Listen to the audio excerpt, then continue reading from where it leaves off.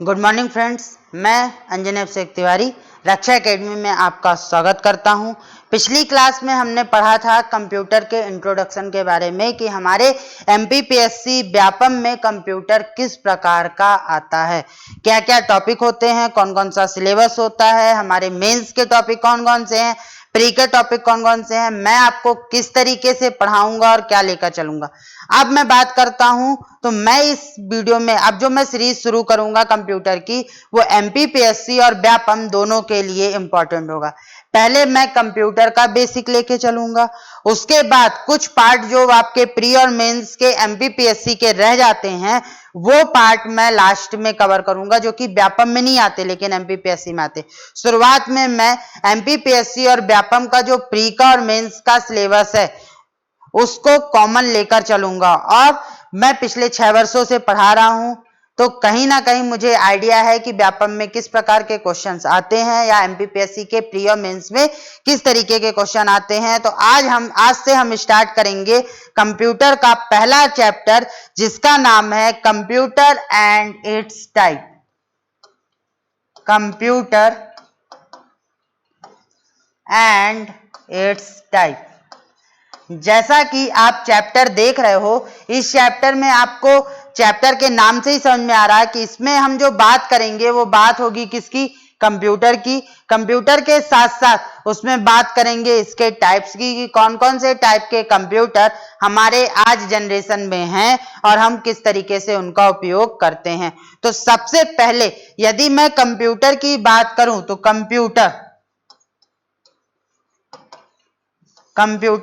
Computer जो है ये दो शब्दों से मिलकर बना होता है, कंप्यूट प्लस अर। यहां पे ई दो बार कॉमन हो जाता है, कंप्यूट प्लस अर। तो कंप्यूट का मतलब होता है गणना करना। जैसा कि आपने कई सारी किताबों में पढ़ा होगा कि कंप्यूटर का अर्थ होता है क्या, कंप्यूट का अर्थ होता है क्या, गणना करना, टू कैलकुलेट। और ये कौन सा वर्ड है, ग्रीक वर्ड है। लेकिन आर का मतलब होता है, आर एक इंग्लिश में रूट वर्ड होता है और जिसके साथ जुड़ता है उसमें यह किसका काम करता है, डिवाइस का। जैसे प्रिंटर, तो प्रिंटर में आर हो गया डिवाइस और प्रिंट हो गया प्रिंट करने वाली डिवाइस। मॉनिटर, तो मॉनिटर मतलब मॉनी मतलब देखना और ईयर मतलब आर मतलब हो गया डिवाइस, तो देखने वाली डिवाइस या आउटपुट देने वाली डिवाइस। उसी तरीके से कंप्यूटर शब्द दो अलग अलग शब्दों का जुड़ाव है, जिसमें क्या होता है, कंप्यूट मतलब गणना करना और आर मतलब की डिवाइस। तो यहां से इसके कंप्यूटर वर्ड से एक मीनिंग निकल कर आता है गणना करने का यंत्र या गणना करने की डिवाइस। तो कंप्यूटर की पहली डेफिनेशन बनती है गणना करने की डिवाइस या फिर यंत्र। तो गणना करने की डिवाइस या यंत्र, तो पेपर में क्वेश्चन पूछा गया है कि कंप्यूटर ऐसी कौन सी डिवाइस है जिसका प्रयोग हम गणना करने के लिए करते हैं। तो यदि ऑप्शन में कैलकुलेटर नहीं मिलता तो हम क्या यूज करते हैं, कंप्यूटर का यूज करते हैं, क्योंकि कंप्यूटर के मीनिंग में यह निकल कर आ रहा है compute plus R equal to device. तो कंप्यूट मतलब गणना करना, आर मतलब डिवाइस, तो गणना करने की डिवाइस। तो पहली डेफिनेशन निकल कर आई जिसका मतलब क्या हुआ, गणना करने का यंत्र। अब आगे की बात करें, अगली बात करें, तो अगले बात में हम आगे जब बढ़ते हैं तो देखते हैं कि कंप्यूटर का जो वर्ड है, कंप्यूटर जो वर्ड है वो किससे मिलकर बना है, COMPUTER, कंप्यूटर। आपको दिख रहा होगा कंप्यूटर का वर्ड। तो अब जब हम कंप्यूटर के वर्ड को खोलते हैं, पूरा अलग अलग करते हैं, तो हमें कंप्यूटर के और भी मतलब समझ में आते हैं कि कंप्यूटर हमारा और क्या क्या काम कर सकता है। तो अगर हम इसके कंप्यूटर की बात करें तो पहला काम करता है ये कैलकुलेट, यानी कि कैलकुलेशन करने का काम करता है। दूसरा ऑपरेट, मतलब कि कोई भी ऑपरेशन परफॉर्म करता है। जैसे हम जब सैटेलाइट भेजते हैं तो उसकी जो कैलकुलेशन होती है, जो ऑपरेशंस होते हैं, जब आप वर्ड में, माइक्रोसॉफ्ट वर्ड में या किसी में काम करते हो तो आप बहुत सारे ऑपरेशन इंस्ट्रक्शंस देते हो, और जब वो आप इंस्ट्रक्शन या निर्देश देते हो तो उसको वो क्या करता है, परफॉर्म करता है, मतलब ऑपरेट करने का काम करता है। फिर आप जो डेटा बनाते हो उसको आप मेमोरी में स्टोर करते हो, इसलिए हो गया मेमोराइज। फिर आप उसका प्रिंट लेते हो, मतलब क्या हो गया, प्रिंट। आपको डेटा में सुधार करना है तो आप उसके लिए क्या करते हो, अपडेट करते हो, और इसका उपयोग एक यूटिलाइज की तरह करते हो। नेक्स्ट टी, आप एक्सेल पे टेबल बनाते हो, मतलब कि क्या हो गया, टैबुलेट। ई से उस एक्सेल को क्या करते हो, एडिट करते हो, तो एडिट। आर से आपको सारे काम का रिजल्ट मिलता है या रिस्पॉन्स मिलता है, उसे अपन क्या कहते हैं, आर। तो कंप्यूटर का जो फुल फॉर्म है, तो नेक्स्ट डेफिनेशन निकल कर आई, सी से कैलकुलेट, ओ से ऑपरेट, एम से मेमोराइज, पी से प्रिंट, यू से अपडेट, टी से टैबुलेट, ई से एडिट, आर से रिजल्ट या रिस्पॉन्स। तो कंप्यूटर एक ऐसी डिवाइस है जो ये सारे फंक्शंस को परफॉर्म करता है। तो नेक्स्ट डेफिनेशन निकल कर आती है कि कंप्यूटर एक ऐसी डिवाइस है जो calculate, operate, memorise, print, edit, response, ये सारे काम करता है, उस वही कहलाता है क्या, आपका एक कंप्यूटर। लास्ट नेक्स्ट डेफिनेशन क्या होती है, कंप्यूटर, जो कि आपकी किताबों में मिलता है व्यवहारिक डेफिनेशन से हटकर, कि कंप्यूटर एक इलेक्ट्रॉनिक डिवाइस है।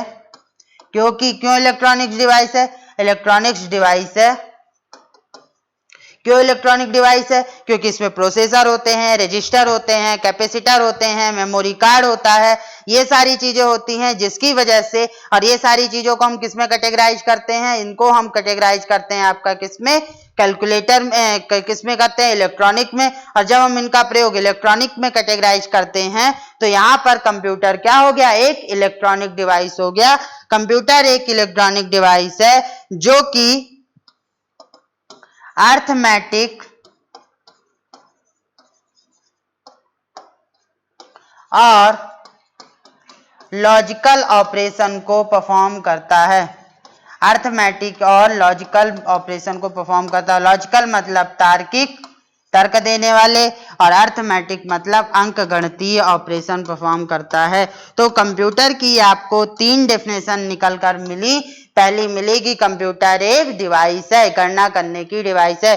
दूसरा मिला कंप्यूटर एक ऐसी डिवाइस है जो calculate, operate, memorise, edit, response, result, utilise, ये सारे काम करता है। तीसरी डेफिनेशन आपको निकल कर मिलती है कि कंप्यूटर एक इलेक्ट्रॉनिक डिवाइस है। क्यों इलेक्ट्रॉनिक डिवाइस है, क्योंकि इसमें सारे इलेक्ट्रॉनिक कंपोनेंट का यूज किया गया है इसको अच्छा बनाने के लिए, और यह अर्थमेटिक और लॉजिकल ऑपरेशंस को परफॉर्म करता है, किसके हेल्प से, प्रोसेसर के हेल्प से।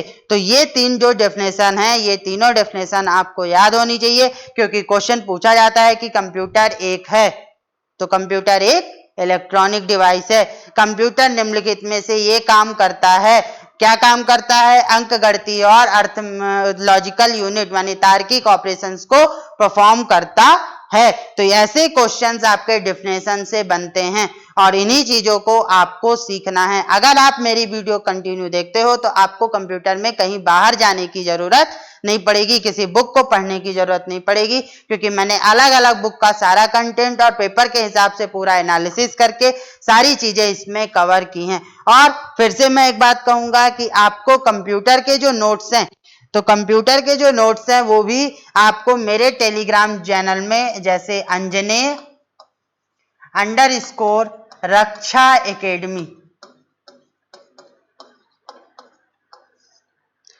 एकेडमी, ये जो मेरा टेलीग्राम चैनल है, हर दिन की जो भी यूट्यूब पे मेरे लेक्चर चलेंगे उस लेक्चर की उस दिन की क्लास की पीडीएफ आपको यहाँ पर प्रोवाइड कर दी जाएगी। तो आप अंजनेय _ रक्षा एकेडमी में जाकर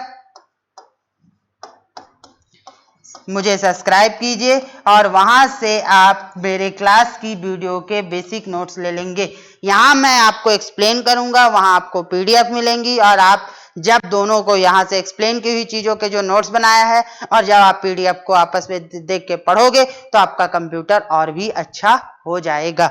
नेक्स्ट आगे बात करते हैं कि हमें कंप्यूटर की जरूरत क्या पड़ी, कंप्यूटर है क्या, इसकी विशेषता क्या होती है। तो कंप्यूटर की यदि मैं विशेषता की बात करूं तो कंप्यूटर में क्या होता है,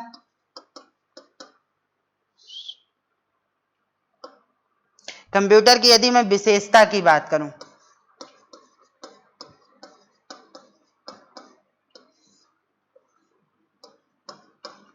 मेरी हिंदी की राइटिंग थोड़ी सी खराब है तो आप समझ लीजिएगा। क्या, गति, इसकी स्पीड ज्यादा होती है, ये नैनो सेकंड माइक्रो सेकंड में सारी काम को करता है। दूसरा, ऑटोमेटिक होता है, स्वचालित होता है, इसके लिए हमें सिर्फ निर्देश देने की जरूरत पड़ती है और निर्देश लेने के बाद ये स्वयं से अपने सारे काम को करता है। दूसरी बात, इसकी एक्यूरेसी ज्यादा होती है, ये बहुत ही अच्छे और एक्यूरेट ढंग से काम करता है और इसकी एक्यूरेसी लगभग मानी गई है 99.9%। कभी कभी पेपर में ये क्वेश्चन पूछा जाता है कि कंप्यूटर की एक्यूरेसी कितनी होती है, तो कंप्यूटर की एक्यूरेसी आपकी होती है 99.9%। दूसरी बात करें, इसमें रिपीटेशन यानी कि पुनरावृत्ति हो जाती है, जो काम आप एक बार कर चुके हो उसको आप दोबारा भी सेव करके कर सकते हो, मतलब इंस्ट्रक्शन को बार बार आपको रिवाइज करने के या रिपीट करने की जरूरत नहीं होती है। दूसरी बात, गोपनीयता बनी होती है, आप इसमें पासवर्ड डालकर या किसी तरीके से अपने डेटा को सुरक्षित कर सकते हो।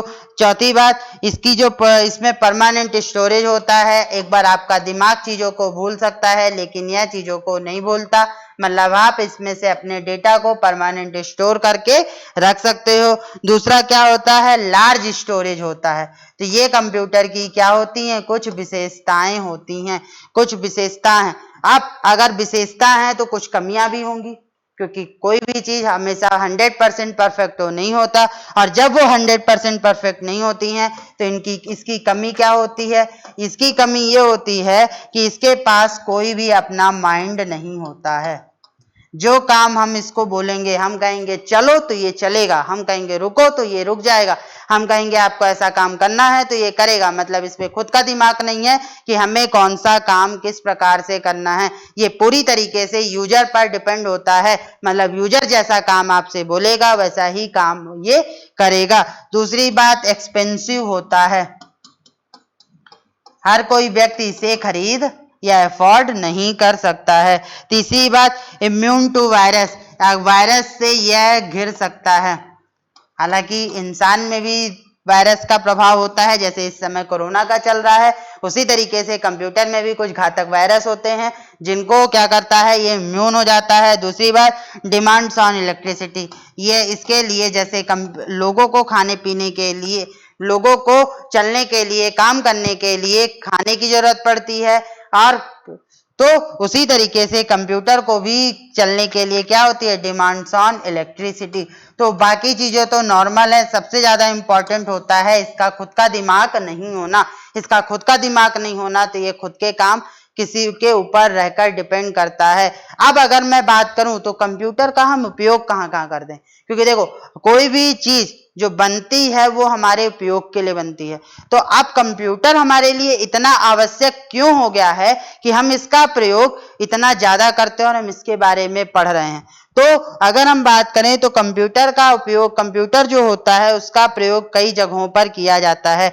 जैसे सबसे पहला काम होता है डेटा प्रोसेसिंग,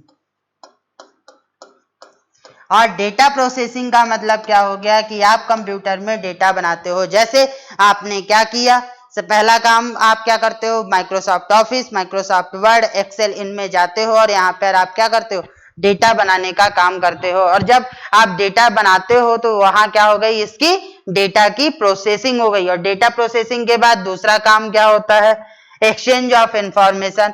आप इंटरनेट के माध्यम से अपनी इंफॉर्मेशन इधर से उधर क्या करते हो, एक्सचेंज करते हो। तो एक्सचेंज ऑफ इंफॉर्मेशन दूसरा सबसे इंपॉर्टेंट काम होता है। तीसरा काम क्या होता है, पढ़ाई के क्षेत्र में।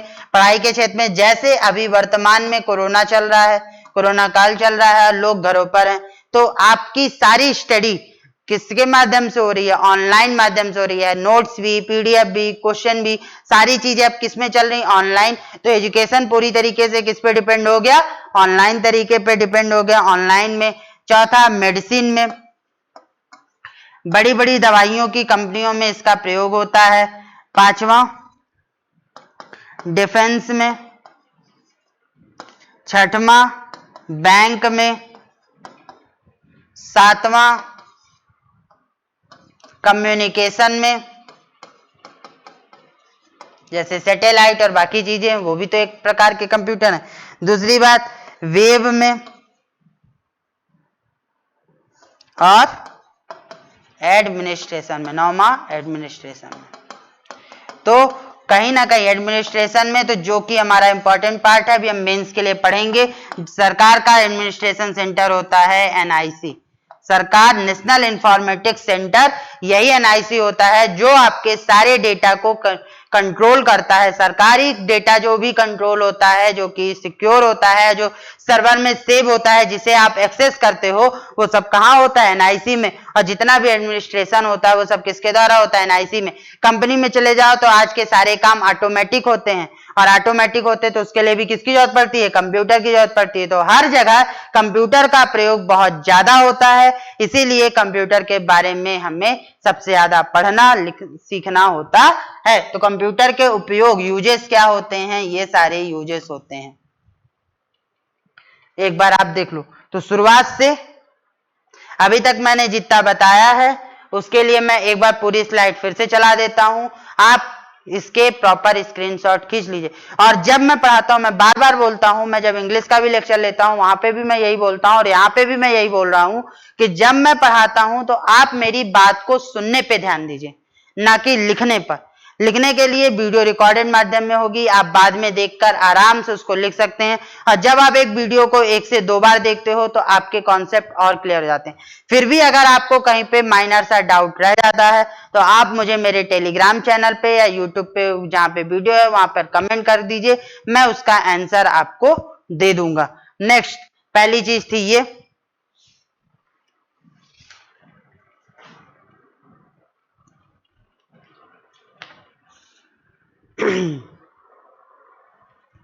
फिर कंप्यूटर की सेकंड डेफिनेशन।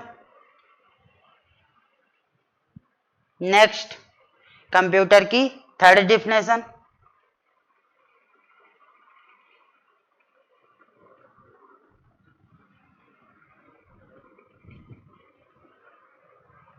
नेक्स्ट, कंप्यूटर की विशेषताएं।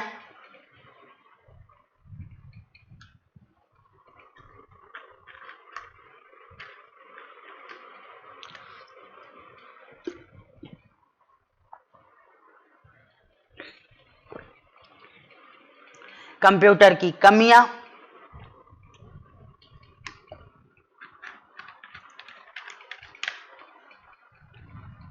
और कंप्यूटर की कमियों के बाद कंप्यूटर के उपयोग।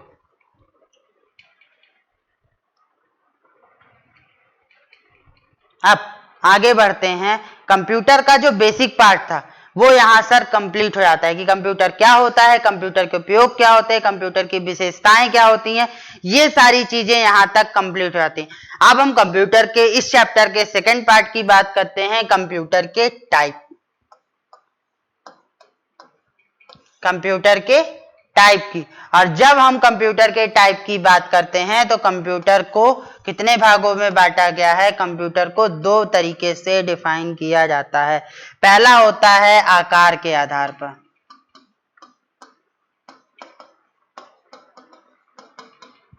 Based on size, based on size. दूसरा होता है कंप्यूटर की कार्य पद्धति के अनुसार, कार्य पद्धति के अनुसार। और जब हम कंप्यूटर के कार्य पद्धति के अनुसार करते हैं तो बेस्ड ऑन द वर्क। तो अब जब हम कंप्यूटर के आकार की बात करते हैं तो आकार की बात करते हैं तो कंप्यूटर कितने भाग का होता है? कंप्यूटर में सबसे ज्यादा बड़ा होता है सुपर कंप्यूटर। सुपर कंप्यूटर के बाद आपका आता है main frame computer. Main frame computer के बाद आपका आता है मिनी कंप्यूटर, और मिनी के बाद आता है माइक्रो कंप्यूटर। वहीं पर अगर हम वर्ग कार्य पद्धति के अनुसार बात करते हैं तो कार्य पद्धति के अनुसार जो आपके कंप्यूटर होते हैं वो कौन कौन से होते हैं? एक होता है एनालॉग, एक होता है डिजिटल, और एक होता है आपका हाइब्रिड। अब हम जब सबसे पहले ये 4 प्रकार की बात करते हैं, तो जब हम 4 प्रकार की बात करते हैं तो आपको सुपर कंप्यूटर मैं अभी आगे पढ़ाऊंगा कैसे बना, क्यों बनाया गया, क्या जरूरत पड़ी। पर सुपर कंप्यूटर एक इतने बड़े कंप्यूटर होते हैं कमरे के आकार के या उससे भी बड़े होते हैं। इनका काम क्या होता है? लार्ज स्केल में, बहुत ज्यादा पैमाने पे आपका डेटा प्रोसेसिंग करना और डेटा का हैंडलिंग करना। ये कैलकुलेशन पे यूज होते हैं, जैसे साइंटिफिक कैलकुलेशन, बड़े बड़े लार्ज स्केल के डेटा प्रोसेसिंग, डिफेंस सिस्टम, ये सारी चीजों में जो कंप्यूटर यूज होते हैं वो कंप्यूटर कौन से होते हैं? सुपर कंप्यूटर होते हैं। दूसरी बात आती है मेन फ्रेम कंप्यूटर की। मेन फ्रेम कंप्यूटर और सुपर कंप्यूटर में अंतर बस इतना होता है कि सुपर कंप्यूटर आपके डेटा प्रोसेसिंग पर ज्यादा ध्यान देते हैं और साथ में डेटा स्टोरेज पे, लेकिन main frame computer data processing के साथ साथ आपका large scale of data storage पर ध्यान देते हैं। जैसे किसी बैंक का जो मेन सर्वर होगा, फॉर एग्जांपल एसबीआई बैंक की बात करूं तो एसबीआई बैंक का जो आपका मेन सर्वर होगा वहां पर एक कमरे के आकार का बहुत बड़ा कंप्यूटर लगा होगा, और वो कंप्यूटर में क्या होगा? सारा डेटा जो कस्टमर का पूरे इंडिया में जितने कस्टमर हैं उन सबके डेटा वहां पर स्टोर होगा, और आपको जो अकाउंट नंबर और अकाउंट नंबर के साथ यूजर आईडी और जो पासवर्ड मिलता है उसके द्वारा आप अपने टर्मिनल से मेन फ्रेम कंप्यूटर में जाकर एक्सेस कर आप अपनी जानकारी देख सकते हो, सिर्फ अपनी, बाकी सबकी नहीं। तो हर तरीके से इसका एक्सेस मिलता है अलग अलग। तो ये क्या हो गया? Main frame. तो ऐसे ही हर ऑर्गेनाइजेशन का एक अलग मेन फ्रेम कंप्यूटर हो सकता है, लेकिन सुपर कंप्यूटर बहुत कम होते हैं, ये स्पेशली गवर्नमेंट के होते हैं। दूसरी बात मिनी कंप्यूटर। मिनी कंप्यूटर क्या होते हैं? मेन फ्रेम कंप्यूटर से छोटे, माइक्रो कंप्यूटर से बड़े, और इनका काम भी क्या होता है? डेटा के लिए होता है। जैसे फॉर एग्जांपल एक कोचिंग है, वो कोचिंग अब इतनी बड़ी तो है नहीं, वो छतरपुर मध्य प्रदेश तक ही सीमित है। तो अगर वो मध्य प्रदेश तक सीमित है तो उसके लिए नंबर ऑफ कस्टमर या नंबर ऑफ स्टूडेंट कम होंगे, तो उनके डेटा को हैंडल करने के लिए वो क्या करेंगे? मेन फ्रेम से छोटा एक कंप्यूटर सिस्टम लगाएंगे जो कि बहुत ही कम होगा, और वो उसका काम क्या होगा? वो होगा मिनी कंप्यूटर। इसी तरीके से एक कॉलेज की बात करें तो कॉलेज में भी जो लगा होता है वो मेन फ्रेम से छोटा लेकिन माइक्रो कंप्यूटर से बड़ा होता है। इसका काम भी कैसा होता है? मेन फ्रेम कंप्यूटर के जैसा ही होता है। माइक्रो कंप्यूटर जो हमारे घर पर यूज होते हैं, जैसे डेस्कटॉप, लैपटॉप, नोटबुक, मोबाइल, ये जो सारे कंप्यूटर हैं इन सबको हम किसकी कैटेगरी में रखते हैं? माइक्रो कंप्यूटर की कैटेगरी में रखते हैं। तो इस तरीके से कंप्यूटर का अगर साइज देखा जाए तो सबसे बड़ा सुपर, उसके बाद मेन फ्रेम के बाद मिनी के बाद आपका हो गया क्या? Micro computer. उसके बाद अगर हम कार्य पद्धति की बात करें तो कार्य पद्धति में हम इसकी बात करते हैं एनालॉग की। एनालॉग कंप्यूटर कौन से होते हैं? आपने देखा होगा जिसमें ऐसे कंप्यूटर जो वेव फॉर्म होते हैं। आप हॉस्पिटल गए होंगे तो हॉस्पिटल में क्या होता है? जो ईसीजी मशीन होती है उसमें वेव फॉर्म चलती रहती है, ऊपर नीचे ऊपर नीचे ऊपर नीचे। तो जब हम किसी चीज को वेव फॉर्म में शो करते हैं तो उसे हम क्या बोलते हैं? एनालॉग। लेकिन उसी वेब फॉर्म में आपने देखा होगा कि कुछ जगहों पर हमें, जैसे अपन घर पे अपना बीपी चेक करते हैं तो जो छोटी सी डिवाइस होती है कंप्यूटर की जैसी, उस डिवाइस से जब चेक करते हैं तो उसमें डिजिटली रूप में बता देता है कि आपका इतने बीपी इतना है। तो वो क्या हो गया? डिजिटल हो गया। या आपकी जो वॉच होती है वो डिजिटल हो गई। लेकिन हाइब्रिड कंप्यूटर क्या हो गया? हाइब्रिड कंप्यूटर हो गया जैसा कंप्यूटर जो कि एनालॉग डिजिटल, तो आपने कुछ बड़े हॉस्पिटल में देखा होगा कि ऊपर वेवफॉर्म भी चल रही है और उस वेवफॉर्म का डेटा भी नीचे लिख कर आ रहा है अंकों में। तो जब वेवफॉर्म और अंक दोनों चल रहे हैं तो वहां पर क्या होगा? वो कहलाएगा आपका हाइब्रिड कंप्यूटर। तो इस तरीके से कंप्यूटर के जो टाइप्स होते हैं वो इस प्रकार से डिफाइन होते हैं। अब अगर हम बात करें तो हम अब इसमें से एक एक टाइप के बारे में डिटेल में जानेंगे और आगे बढ़ेंगे। तो आज हम नेक्स्ट टाइप के बारे में पढ़ेंगे जो कि है main frame computer. Main frame computer, सबसे पहले हम मेन फ्रेम कंप्यूटर के बारे में जानेंगे। मेन फ्रेम कंप्यूटर क्या होता है? तो जो मेन फ्रेम कंप्यूटर होता है एक्चुअली में ये क्या होता है? एक सेंट्रल प्लेस होता है, केंद्रीय भाग, केंद्रीय भाग होता है। जैसे मैंने आपको समझाया था अभी कि फॉर एग्जांपल एसबीआई है, एसबीआई के हेड ऑफिस में एक बड़ा सा कंप्यूटर लगा दिया गया है। एसबीआई के हेड ऑफिस में एक बड़ा सा कंप्यूटर लगा दिया गया है। अब इसकी एसबीआई की जो पूरे इंडिया में अलग अलग ब्रांच हैं, ब्रांच 1, ब्रांच 2, ब्रांच 3, इसी तरीके से इधर भी ब्रांच 4, ब्रांच 5, बहुत सारी ब्रांचेस हैं। तो ये जो ब्रांचेस है, अब इन ब्रांचेस के अंदर भी क्या होंगे? Customer C1, C2, C3, C4, हम जैसे कस्टमर होंगे C1, C2, C3, इसमें भी होंगे C1, C2, C3, इसी तरीके से यहां भी होंगे C1, C2, C3।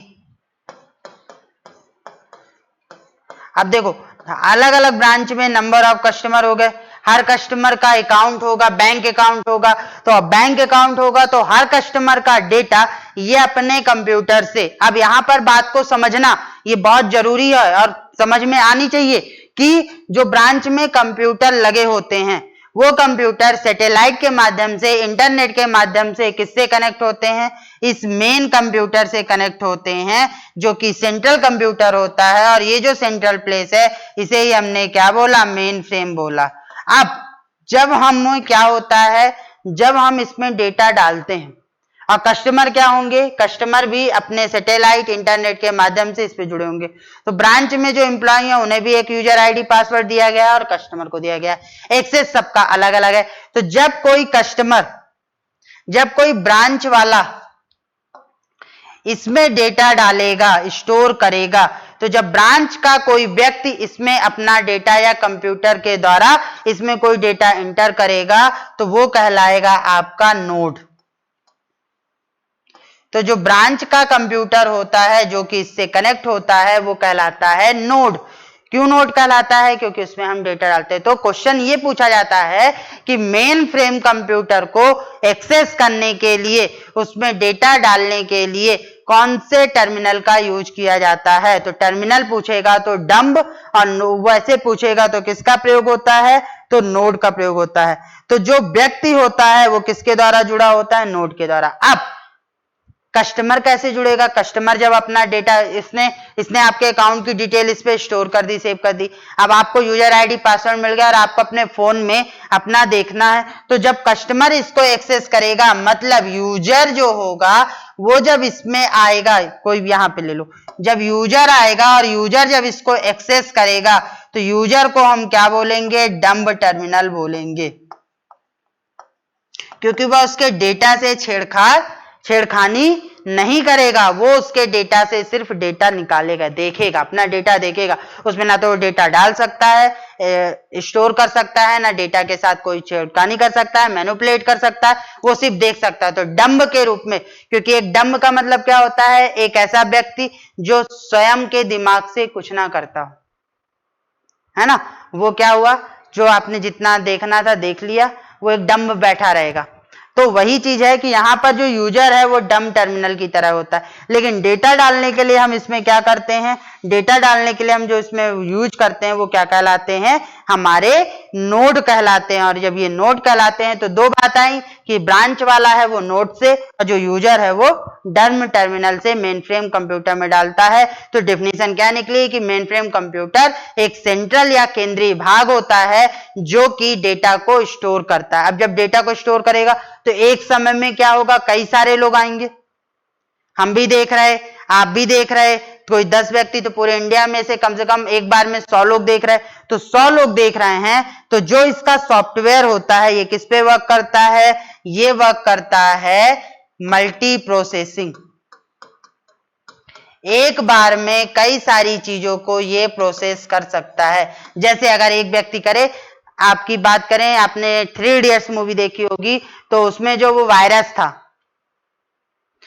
जो प्रोफेसर था, वो क्या करता था, वो अपने दोनों हाथ से लिखता था। दोनों हाथ से लिखने का मतलब कि वह इस हाथ का भी प्रयोग करा, इस हाथ का। तो उसने अपने माइंड को क्या बना लिया था, मल्टी प्रोसेसिंग बना लिया था कि वो एक तरफ एक हिस्से से दूसरा काम कर रहा है, दूसरे हिस्से से दूसरा काम। तो उसी तरीके से 100 कस्टमर यदि इसमें एक समय में एक्सेस कर रहे हैं तो ये 100 कस्टमर को एक्सेस करने का मौका देगा और हर कस्टमर की अलग अलग रिक्वायरमेंट को यह पूरा करेगा। इसीलिए इसको क्या बोला जाता है, मल्टी प्रोसेसिंग। दूसरी बात यह टाइम शेयरिंग होता है।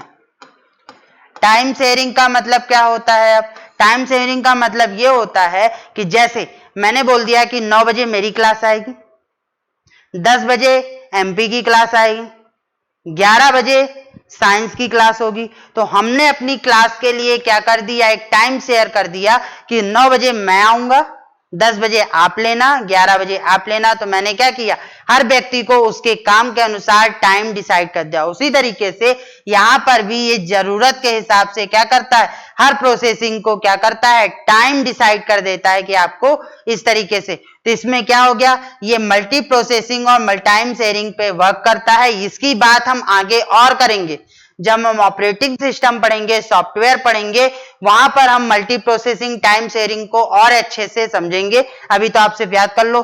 दूसरी चीज, यूजर के लिए ये क्या होता है, डंब टर्मिनल की तरह यूज होता है और नोड के द्वारा एक्सेस किया जाता है। नोड के द्वारा इसमें डेटा प्रोसेसिंग की जाती है। इसका यूज क्या होता है, इसका यूज होता है सबसे ज्यादा डेटा प्रोसेसिंग के लिए।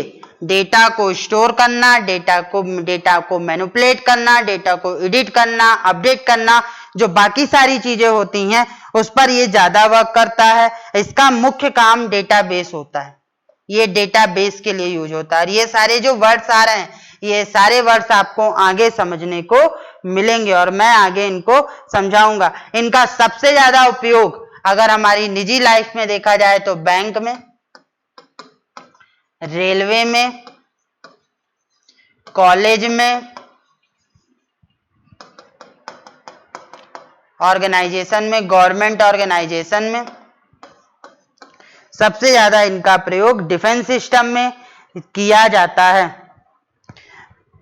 और मेन फ्रेम कंप्यूटर को, तो नोड क्या हो गया, मेन फ्रेम कंप्यूटर को एक्सेस करने के लिए और यूजर को एक्सेस करने के लिए डम टर्मिनल। तो इतनी सारी बातें थी, यहां से मेन फ्रेम कंप्यूटर कंप्लीट होता है। और भी जो चीजें हैं बस इतने ही क्वेश्चन इसमें पूछे जाते हैं। आगे के जो टाइप है वो हम नेक्स्ट क्लास में डिस्कस करेंगे। तब तक के लिए धन्यवाद, नमस्कार।